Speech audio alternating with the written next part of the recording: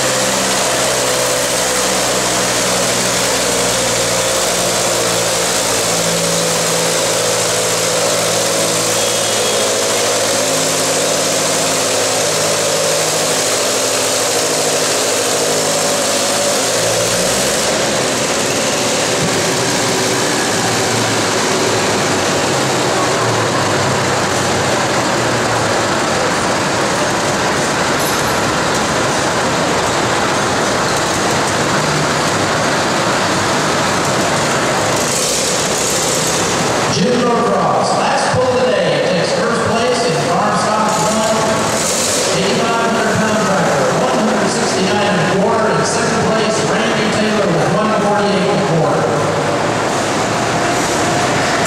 Fans, we appreciate your patience. We appreciate the fact that you came and support the tractor pull today. Alrighty guys, well that's going to be all of the footage I've got from the 2012 White County Antique Tractor Pull. Really enjoyed going down there. It's getting bigger every year, so I'm really looking forward to going to it again next year. All right. Well, guys, as always, appreciate y'all watching. Y'all have a good one. We'll see y'all next time around.